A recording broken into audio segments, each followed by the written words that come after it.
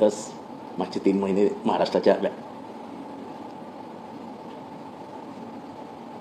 मला परत सुरुवात करू.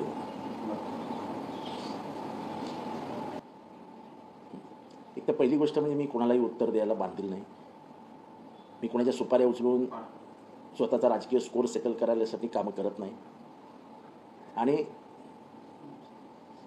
सोमनाथ सूर्यवंशींच्या आईंनी जे उत्तर दिलं ते स्पष्ट उत्तर होतं, महाराष्ट्राच्या माऊलीचं उत्तर होतं की पुढचा गोळा गेल्यानंतर तिच्या मनातल्या वेदना तिने बोलून दाखवल्या.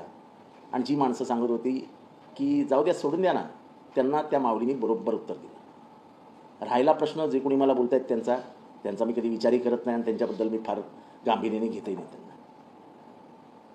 एवढं मोर्चा करतात ना, यांच्या सरकारसमोर लाखो लोकांचे मोर्चे निघाले मराठा समाजाचे. काय नाही दिलं मराठा समाजाला यांनी?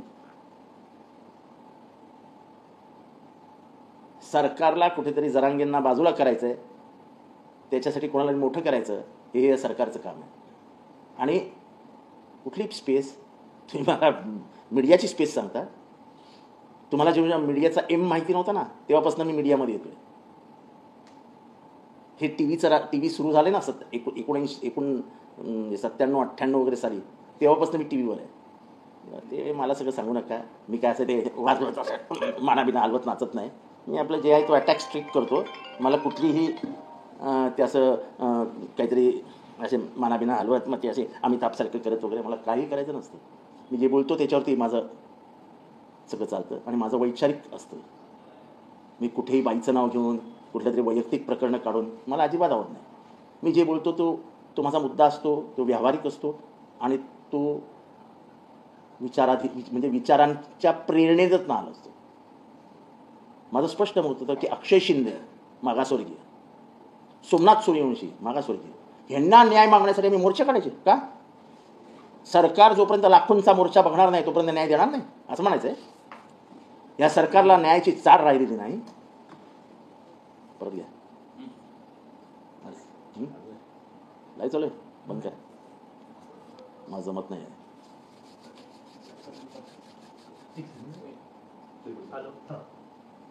न्याय कुठे लाईट चालू आहे तुमचं? काहीतरी लाईट चालू.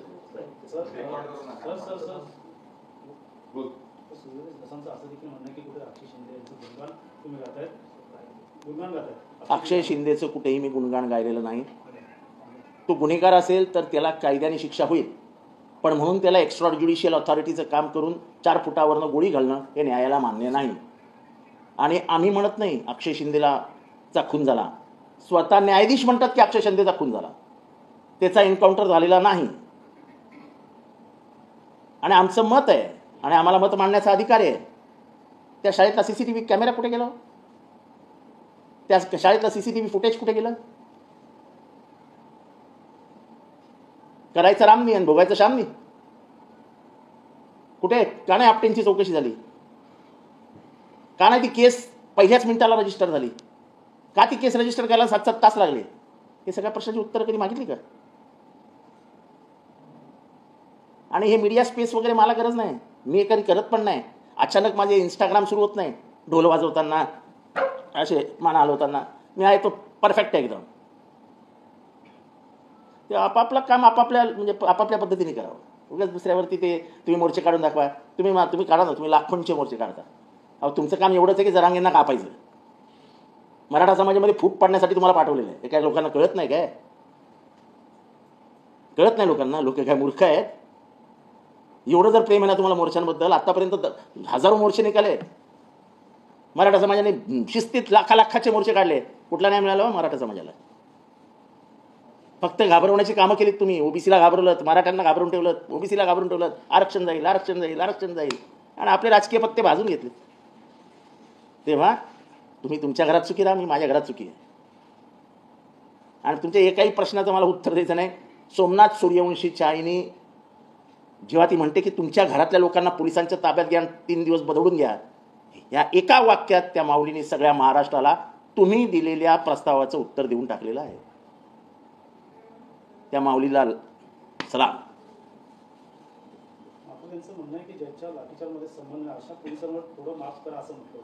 हां, थोडं माफ करा. थोडं असतं का? माफ करणं आहे. मग ज्यांचा काही संबंध, सोमनाथ सूर्यवंशीचा संबंधच नव्हता. तो तर कुठे दगड पण नाही, काय नाही, हातात कॅमेरा होता. आणि ज्यांच्या घरात घुसून घुसून मारले त्यांचं काय करायचं? कोम्बिंग ऑपरेशनमध्ये ज्यांच्या घरात घुसून घुसून तुम्ही मारलेत आणि त्यांची नावं आज त्या पोलीस स्टेशनमध्ये रजिस्टर करून ठेवलेत, त्यांचं काय करायचं? लढतील ना, लढाई लढणारे लोक आहेत, तुम्ही नका काळजी करू. यांची नावं नव्हती आणि त्यांची नावं होती, द्या ना न्याय. त्या वाकोड्याचा हार्ट अटॅकने मृत्यू झाली, जबाबदार कोण? कोम्बिंग ऑपरेशनमध्ये बदड बदड बदडले, बायकांसकट सगळ्यांना मारलं.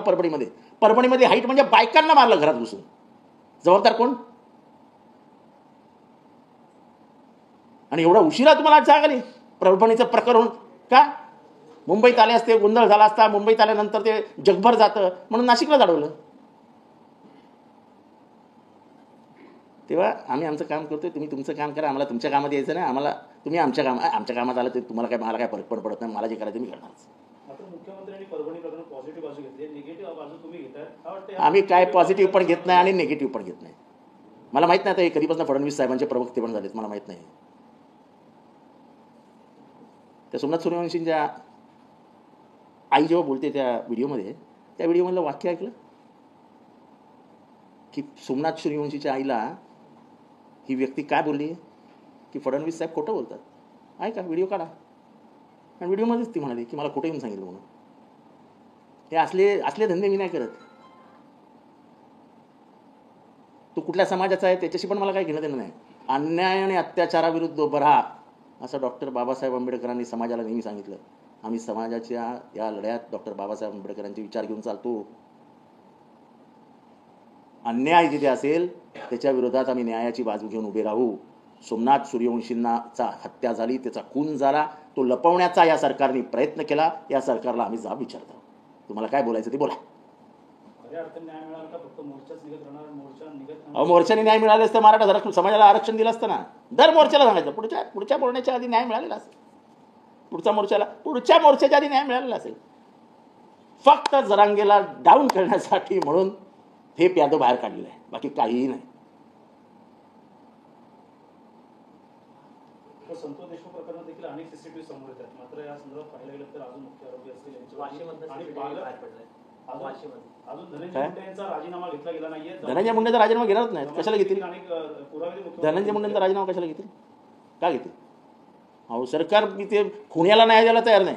ज्यांनी खून केलाय ते अक्षय शिंदेच्या प्रकरणात कोर्टाने झालं गुन्हा नोंदवा, या गुन्हा नोंदवायला तयार नाही. सोमनाथ सूर्यवंशीला तिथे जाऊन हस्तक पाठवतात आणि त्याच्या आईला समजवण्याचा प्रयत्न करतात. माफ करून टाकावं, जाऊ द्या, गेला तुमचा पोरगा गेला. आपला कुठे पोरगा गेला आहे? तिचा गेला ना बिचारीचा. आपल्या घरातलं कोण गेलं तर मात्र आपण छाती काढून लढणार.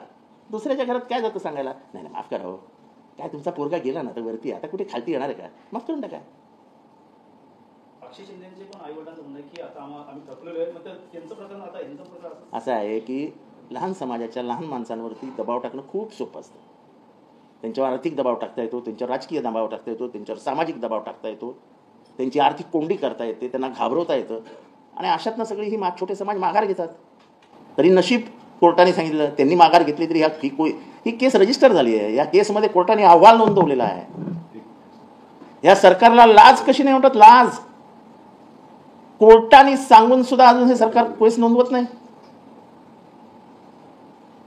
सांगितलेलं कोणी असे हे धंदे करायला? एका सिनियर इन्स्पेक्टरला गाडीत बसवायचा, आधी प्लॅनिंग करायचं, मग 4 फुटावरनं त्या माणसाला गोळी मारायची. तुम्ही काय कायद्याचे बाप झाले काय? अक्षय शिंदे मी म्हणतो गुन्हेगार आहे, त्याला फाशीची शिक्षा झाली असती पण कायद्याने दिली असती. तुम्ही सजा देणारे कोण? न्यायपालिका तुम्ही ताब्यात घेतली का तुमच्या? आणि अशा गोष्टीचं समर्थन काही झालं तरी मी करणार नाही. कायद्याची बूज राखलीच गेली पाहिजे, कायद्याची भीती असलीच पाहिजे. पोलीस हे कायदा आणि सुव्यवस्था राखण्यासाठी आहे, कायदा हातात घेण्यासाठी नाही आहे. पोलिसांची भीती वाटली पाहिजे, पण ती भीतीचं रूपांतर दहशतीमध्ये होता कामा नये. की पोलिसांची दहशत आहे, कोणालाही गोळ्या मारू शकतात, चालणार नाही. आपत्ती व्यवस्थापन समितीच्या नियमात बदल होणार आहे. मुख्यमंत्री शिंदेच्या समितीमध्ये समावेश करण्यात आला आहे. या अगोदर देखील आपत्ती त्यांना मला वाटतं ती आपत्ती म्हणून त्यांना बाजूला ठेवली. किती अपमान करायचा? आपत्ती व्यवस्थापनाची समिती जाहीर होते, एकनाथ शिंदेचं नाव बाजूला काढलं जातं, समिती जाहीर होते आणि आता परत त्यांचं नाव घेतलं जातं. ते माजी मुख्यमंत्री आहेत. एकनाथ शिंदे हा विषय बाजूला ठेवूया, मला त्यांच्याबद्दल काही हे नाही, ठीक आहे. पण एका माजी मुख्यमंत्र्याला आपत्ती व्यवस्थापनासारख्या महत्त्वाच्या समितीत उपमुख्यमंत्र्याला घेता आणि माजी मुख्यमंत्र्याला असं वेचून बाहेर काढता आणि आता उपकार केल्यासारखं दाखवत आहे की त्यांना घेतलं ना. विशाळगड असेल अनेक ठिकाणी ते जाऊन आलेले आहेत. काय वाटतं अशा ठिकाणी आपत्तीच्या वेळेस एकनाथ शिंदे अनेक वेळा उपस्थित राहिले. मला त्याच्याबद्दल बोलायचं नाही. तुम्ही असेल का तुझं? त्यांचा असा अपमान करण्याची गरज नव्हती. काय करायचं अपमान करायचे? माझे मुख्यमंत्री येतं यार. बाकी सगळ्या माझा आणि त्यांचं काय फार म्हणजे ते मला फार मदत करतात, माझा आणि त्यांचं फार सख्य असं काही नाही आहे. पण मुख्यमंत्री हा पदाचा सन्मान राखलाच केला पाहिजे. ते माझे मुख्यमंत्री होते, आता उपमुख्यमंत्री आहेत. नावं जाहीर होताना मुख्यमंत्र्यानंतर माजी मुख्यमंत्र्याचं नाव यायलाच पाहिजे होतं. ते कसं काय कळलं तुम्ही? आता काय उपकार केल्यासारखं दाखवत आहे? खरं तर एकनाथ शिंदेने सांगायला पाहिजे, तुमची आपत्ती तुम्हीच सांभाळा, तुमची आपत्ती तुम्हीच सांभाळा, ही इष्टापत्ती आहे असं त्यांनी समजावं. आता ह्या अपमानित करून त्यांना कमिटीत घेणं हे मला तरी काय बरोबर वाटत नाही. सर, राज्यघटनेत देवदेवतांचा आणि महापुरुषांचे फोटो छापा असं हरिभाऊ बागडे यांनी बघितलं. चांगलं आहे. हरिभाऊ बागडेंचा पण छापून टाका. सोलापूरला नेहमीच माफी मागितली. आंबेडकर असतील, डॉक्टर बाबासाहेब आंबेडकर असतील, छत्रपती शिवाजी महाराज असतील, नेहमी अपमान केला, ती माफी मागतात. मात्र गुन्हा दाखल झालाय कुठेच नाही. गुन्हा कुठे दाखल? त्यांच्यावर ते सोलापूरकर आहेत हो, त्यांच्यावर कुठे गुन्हा दाखल होणार? ते बसले कोणाबरोबर माहिती आहे ना तुम्हाला? त्यांची बैठक, पंगत, जेवण बिवण कोणाबरोबर असतं माहिती आहे ना तुम्हाला? अशा माणसांना गुन्हे दाखल होत नाही. छोटे मोठे असेल तर ठीक आहे, अशा मोठ्या माणसांवर गुन्हे दाखल होत नाही. सोलापूरकरांसमोर शिवाजी महाराज लहान आहेत असं या सरकारला वाटेल आता काही दिवसांनी की सोलापूरकर इतके महान आहेत. सुरक्षा वाढवली त्यांच्या. किती दिवस राहील सुरक्षित? किती दिवस राहील? मौका तो मिलेगा ही.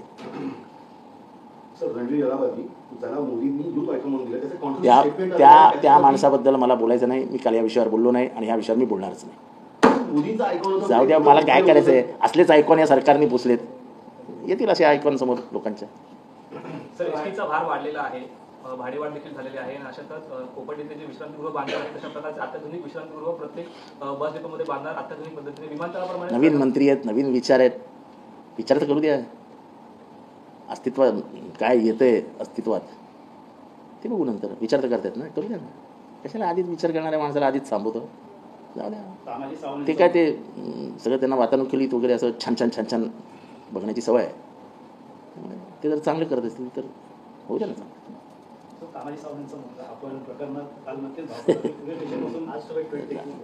झालं, त्याला लहान पोरगा आहे, द्या सोडून. आता महाराष्ट्राने माफी करण्याची हे करत मनात ठेवावी. माफ, मी तर आता मुख्यमंत्र्यांना आज पत्र लिहिणार आहे की झालं ना, आता खून केला, जेलमध्ये गेले, आता सोडून द्या, बाहेर काढून टाका सगळ्यांना. माफ करायला शिकलं पाहिजे. महाराष्ट्राने नवीन आता धोरण अवलंबलं पाहिजे, माफी धोरण. जेलमध्ये जेवढे खून आहेत त्यांना सांगायचं तुम्ही माफी मागा, घरी जा, त्यांच्या ज्यांचा खून झाला आहे त्यांच्या आईवडिलांच्या पाया धरा, आमची चूक झाली, आईवडिलांनी सांगावं यांना माफ करा, माफ करून बाहेर काढा. मी एक साधं उदाहरण देतो, काल पण दिलं आहे. राजीव गांधींच्या हत्येनंतर त्यांच्या मारेकऱ्यांना शिक्षा झाली, त्यांना माफ करा म्हणून अख्खं गांधी कुटुंबीय आग्रही होतं.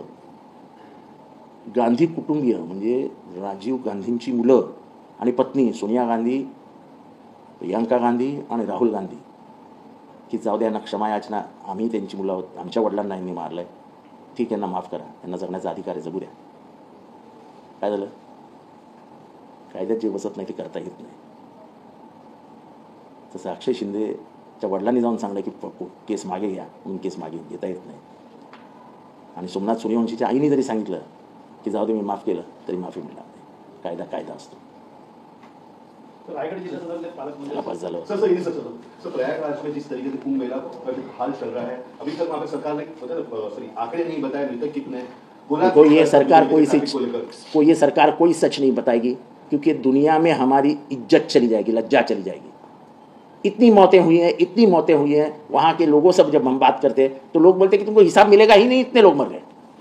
क्योंकि जो मर गए हैं वो विविध राज्यों से आए और जिनके प्रेम मृतदेह उठाए ही नहीं, उनको जला करके खत्म कर दिया. तो कहाँ से आपको आंकड़े मिलेंगे? सर, अभी तक जो हालत है, सिस्टम पूरा डाउन हो चुका है, सरकार अभी तक इस चीज को कोई पहल अरे भाई, अरे ये सरकार के पाप धोने के लिए तो आया है ये कुंभ मेला. ये सरकार को ही, सब पूरे मंत्रिमंडल को जाके डुबकी लेनी चाहिए, ताकि आप पूरा जो पाप है वो धुल जाएगा। सर अनुराग ठाकुर ने कांग्रेस को जीरो करते एक तरह की कहानी बताई, कहीं ना कहीं इंडिया अलायंस ठीक है ना। सर इंडिया अलायंस की बैठक नहीं हो रही है, इतनी बड़ी हार हुई है, आप किस तरीके से देखते हो सर? नहीं, मुझे भी इस बात का दुख है कि हम अगर अपने विचारों का शत्रु मान के चले किसी को, तो सब इकट्ठा होकर उस शत्रु से लड़ाई करनी चाहिए। हम आपस में ही लड़ेंगे तो ये जो शत्रु है, शत्रु मैंने मेरा शत्रु नहीं है, मेरे विचारों का जो शत्रु है, उसको हम खत्म ही नहीं कर पाएंगे।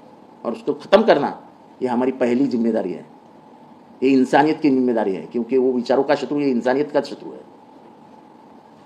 इंसानियत वो खत्म करने वाला है। इस देश में हिंदू मुसलमान, इस देश में वर्ण व्यवस्था, इस देश में जात व्यवस्था, इस देश में धर्म सत्ता, ये सब लाने का प्रयास वो कर रहा है।